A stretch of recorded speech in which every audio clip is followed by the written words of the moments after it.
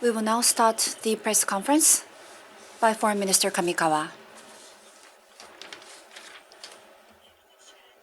I have two topics that I would like to cover. First,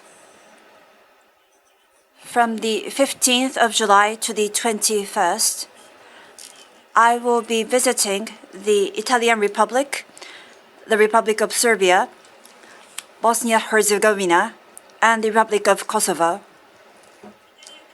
In Italy, I will attend the G7 Trade Ministers meeting to be held on the 16th and 17th of July. Last year, October, I chaired the G7 Trade Ministers meeting in Osaka, Sakai. This meeting continues on with that discussion in Italy. Furthermore, based on the discussions at the G7 Puglia Summit in June, we aim to further deepen that discussion. To be more concrete, we will be discussing on matters such as open and fair international orders, maintenance and strengthening fair competition, resilience of the supply chain, and response to economic coercion. The international society is facing multiple issues in Ukraine, in the Middle East, and climate change. And it is essential for G7 to fulfill a leading role for the sustainable growth of the global economy, working with other partners. I myself would like to proactively participate in the discussion as last year's chair. With regards to the visits to the three West Balkan nations, I will be meeting with the officials of the three countries who have experienced the severe ethnic conflict after the disintegration of the former Yugoslavia in 1991 and making strides toward peace and stability. In 2018, Japan launched for the region's peace and stability Western Balkan Cooperative Initiative. Ever since, high-level visits between Japan and the region have steadily continued with two visits by Japanese foreign minister. In recent years, Japanese corporations are increasing their presence, especially in the manufacturing sector in this region.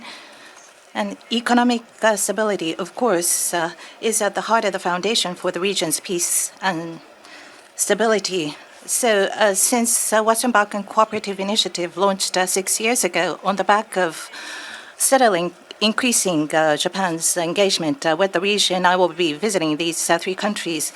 I will look to take the bilateral relations with these three countries forward, exchanging views with respect to Japan's unchanging engagement with the region, and strengthen collaboration with these countries on global challenges, including WPS. Women, peace, and security. Specifically, number one, in Serbia, where Japanese companies' investments are steadily rising in recent years, I would like to discuss how to strengthen economic ties with the country and also provide support for Serbia-Kosovo dialogue under the auspices of the EU for the region's peace and stability. In Bosnia and Herzegovina, I will be meeting with the government's dignitaries and visit Srebrenica Memorial Gallery, which exhibits the history showing misery of conflict and importance of peace. And in Kosovo, which I will visit as Japan's foreign minister for the first time, this year will be marking the 15th anniversary of foreign relations with the country. We will reaffirm strengthening bilateral ties and will urge for dialogue with Serbia. As conflicts around the world continue, especially in Ukraine and the Middle East, to visit in person the West Balkan region, which has established peace and stability after tragic conflicts, is an extension of Japan's diplomatic efforts that has continued for the stability and peace of the international community. I would like to turn this visit into a significant one and a fruitful one. And the second point, the cabinet meeting held this morning approved personnel reshuffling of MOFA's leadership. It will be made effective as of July 19th. The official who served as a Sherpa for G7 and G20 summit. So the position of Vice Minister of Foreign Affairs and Economic Affairs with heavy responsibilities as Sherpa of G7, G20 summits, Mr. Akahori will be appointed. His successor will be the current DDG of International Legal Affairs Bureau, Mr. Kazuhiko Nakamura, and Mr. Ono, who is currently the Vice Minister, who supported G7 Hiroshima Summit as Sherpa and was active with G7 G20, will be attached to the Ministerial Secretariat. So under the new organization, MOFA will continue to work as one to do all it can to tackle diverse range of diplomatic issues. Please ask your question. Please come up to the microphone after you've been named, and please state your name and affiliation. First, Mainichi Newspaper, Moriguchi-san, please. This is Moriguchi from Mainichi Newspaper. Next week, the Palm Summit will be held in Tokyo. The Palm Summit will be held, and Prime Minister Kishida will be speaking to the leaders of the Pacific nations. And the summit has been held over 30 years. It is a long-standing history. On the other hand, China and the U.S. are also increasing their engagement with this region. So with this summit marking the 10th year, how do you plan to build a stronger relationship with the nations and strengthen the framework for Japan? And I believe that the Alps treated water will be a topic for the discussion. And how do you plan to gain their understanding? Japan and the Pacific Island nations have been working together on common issues through the Palm process for nearly 30 years. And I served as chair in the February Palm Ministerial Interim Meeting. And we reconfirmed the strength of trust from shared values and principles, in addition to the Kizuna ties that we have built for many years. So this summit marks the 10th year, and we will be further enhancing the cooperation, in addition to Kizuna, building upon the ministerial interim meeting and discussing on matters of international society as well as the regional environment changes. Also in the Palm Ministerial Interim Meeting, we have gained a shared understanding with the Pacific Island nations that IAEA is an authority when it comes to nuclear safety, and that we will be taking actions based on the scientific evidence. With the Palm 10 opportunity, based on we will communicate the monitoring results based on the IAEA's continued engagement, and we will provide detailed and scientific explanation to heighten the sense of security. Murakami-san of GG Press. Murakami from GG Press, thank you. I have a question regarding ODA. Today, you have received a proposal from ODA expert meeting to mobilize private sector funds for ODA. And there was mention about the possibility of revising the JICA law. And in terms of collaboration with sustainable finance, how do you plan to review the ODA policy, given the proposal? In the proposal that was received, using ODA as a catalyst,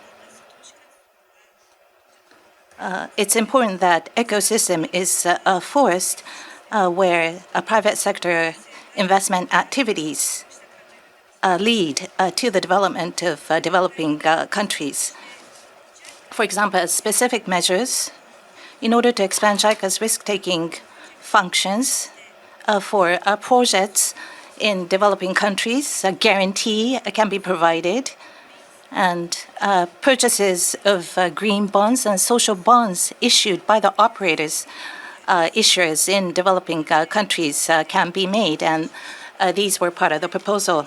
So given the proposal this time, inclusive of the possibility of revising JICA Act, MOFA for potential drastic review of ODA, we would like to collaborate with other relevant ministries and agencies to continue with the discussions. Next, Kamimura-san from Yomiuri newspaper, please. This is Kamimura from Yomiuri newspaper. The vessel of the Maritime Self-Defense Force has entered the territorial waters of China. I understand that it entered the Zhejiang province territorial waters for some time. And under UNCLOS, a naval ship is allowed innocent passage. But what is the evaluation of this based on the treaty? And has there been any communication from China side from the diplomatic route? The Self-Defense Force and the Ministry of Defense are conducting various activities in the water and airspace surrounding our nation, including warning and surveillance activities. But with regards to your question, this is a matter regarding the operation of the Self-Defense Force, and I will refrain from answering. Next question, Nishiyama-san from Kyoto. Go ahead. Nishiyama from Kyoto. I would like to ask about Okinawa U.S. force troops sexual crime. Improvement will be announced by the U.S. Until 2+2, according to Ambassador Emmanuel. But a Marine troop, 22 years old, touched the breast of a local woman. So it seems that discipline is not implemented. So what are the measures taken? And Ambassador Emmanuel's proposal, how is it going to be different from the measures that were agreed upon so far, to the extent that, if you could please share that?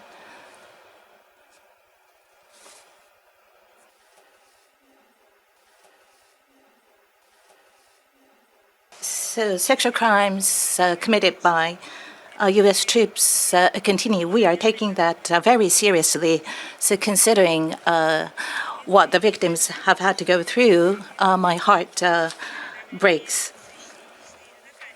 So as Foreign Minister, I have been promoting for WPS, Women, Peace and Security. So personally, this is something that is intolerable, unbearable. And as MOFA, we have urged the U.S. To take action. The following day of the 4th of July, when the incident you mentioned occurred, from Vice Minister Okano to Ambassador Emmanuel, once again, strong regrets were expressed with respect to the indictment and the arrest of the sexual offender associated with U.S. forces in Okinawa. And to the U.S., we have requested specific and effective measures to prevent recurrence of such incidents and to strengthen discipline for the U.S. forces. And Ambassador Emmanuel said that he has very serious concerns, and he has also expressed deep regrets for causing concerns to the local community. And that he said that he's considering to take improvement measures, remedial measures for providing periodic training and education to the U.S. forces, and that he would like to announce that by U.S.-Japan 2+2. And yesterday, he wrote an article together with Commander Turner of the 3rd Marine Expeditionary Forces, expressed deep regrets to the people of Okinawa, and that they're taking specific measures in 3 areas of education, surveillance, and rules to improve training and education for U.S. troops in Okinawa. We are having many interactions with the U.S. For preventing measures. We're not yet in a position to reveal the specifics, but so that effective preventing measures can be taken at an early stage, we would like to continue to coordinate with the U.S. Matsuyama-san from Asahi newspaper, please. This is Matsuyama from Asahi newspaper. I'd like to also ask about the U.S. incident. So in the 10th Upper House Committee on Foreign Affairs and Defense, it was discovered that the reporting that is agreed upon in the 1997 Joint Japan-U.S. Agreement requiring the reporting of incidents or accidents have not been made to neither the Foreign Affairs or to the Ministry of Defense. So how binding is this reporting, and there has been no protest from the Japanese government, but have you communicated this to the U.S. to seek improvement? And in the past press conferences, ministers have said that you refrain from disclosing details about the U.S.-Japan discussions, but I'd like to ask for your further input. Thank you.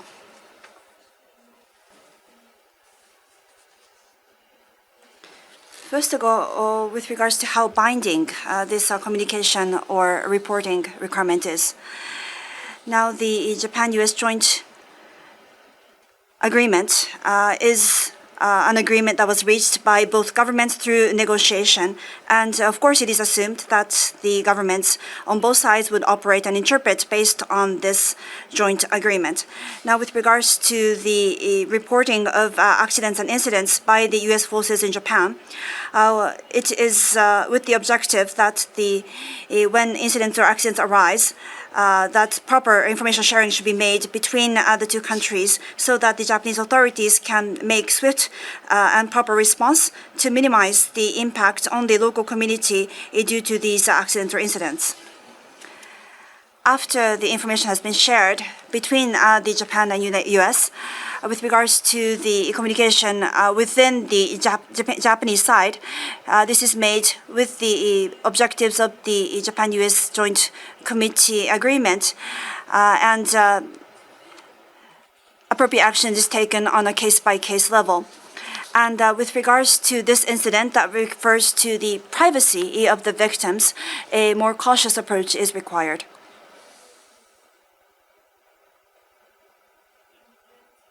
And there was a further question with regards to this incident.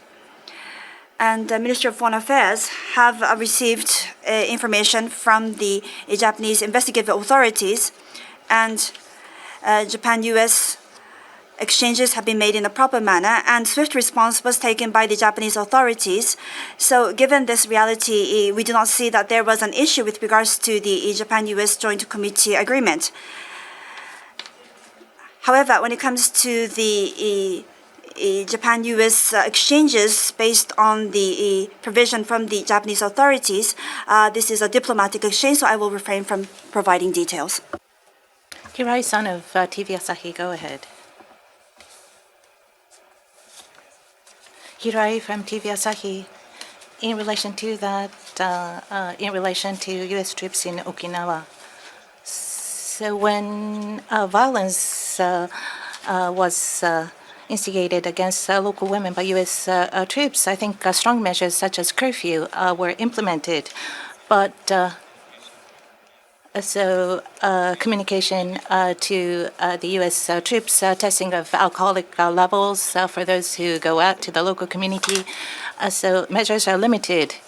So how do you feel the need to demand more strenuous measures on the part of the U.S. to prevent such incidents from happening in the future? Well, so far, as MOFA, we have urged the U.S. multiple times about this. 5th of July, Vice Minister Okano once again talked to Ambassador Emmanuel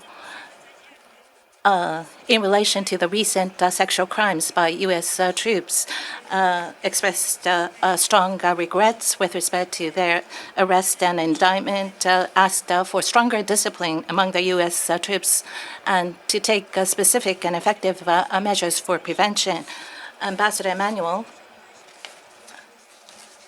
for the suspects of the recent crimes, have expressed serious concern. He has expressed deep regrets to the people of Okinawa for causing concern to the local community. And he said that he's considering improvement measures to improve education and training for the troops, and that he will announce that by 2+2. On the 11th, together with the commander of Turner of the 3rd Marine Expeditionary Forces, has written a joint article, expressed deep concerns and regrets in order to improve education and training for the troops in areas of education, surveillance, and rules. He's taking specific measures he has written. So regarding preventive measures, we are having a number of interactions with the U.S. at this moment. We have not come to a stage where we can reveal the specifics or the details of that, but so that we can have effective measures implemented at the early stage, we will continue to coordinate with the U.S. Igarashi-san of NHK, please. This is Igarashi from NHK. I'd like to ask about the Myanmar, where a Japanese national has been taken in custody. In Myanmar, last month, there was a Japanese national who is an expat of a subsidiary of AEON, a large distributor, for selling the rice at a higher price than the control price. And the Japanese embassy has been seeking early release, but we are concerned about the long-term confinement. What is your response? From the 30th of June, the Myanmar authorities have taken a 50-year-old Japanese national into custody, and I understand that he has been prosecuted on the 11th of July. The government has requested early release of this national as soon as possible, and from the perspective of protection of a Japanese national, we are working closely with the company that he's working for, providing as much support as possible, and we will continue to take proper action. Asahari-san of Pan Orient News, go ahead. Pan Orient News. Israel's defense minister is on record threatening that Israel will destroy Lebanon back to the Stone Age. So is Lebanon, that made great contributions to the human civilizations, will be reduced to rubble by Israel as it did to Gaza? Any comment on that, please? Thank you.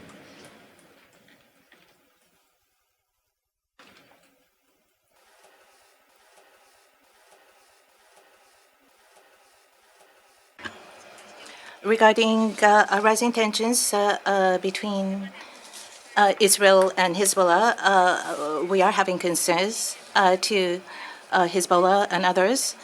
We have continued to urge for the understanding of the need to settle the situation. So early settlement and we would like to tenaciously continue with our diplomatic activities for the resolution of the situation. Next question from the Furukan-san from Anodoro Tsushin, please. The Western world is more and more recognizing the idea of the Palestinian state, and many European countries have recognized the Palestinian state. However, the Japanese foreign minister says that it understands the Palestinians' desire to establish a sovereign state. However, I'd like to ask if the Japanese government is willing to recognize Palestine as a state. The Middle East policy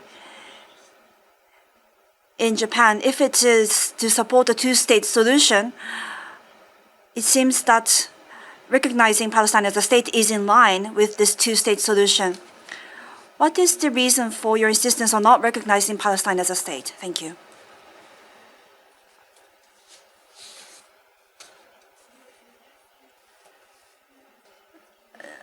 Our government is not in a position to comment on other countries' decisions. However, in the case of Japan, we have supported a two-state solution based on the negotiations between the parties. And we understand the aspiration of the Palestinian people to establish an independent state. And we have been supporting the people, Palestine's efforts toward this goal. And now, when it comes to the recognition of Palestine as a state, we would like to consider this from a comprehensive perspective, considering the peace process. This concludes the questions. Thank you.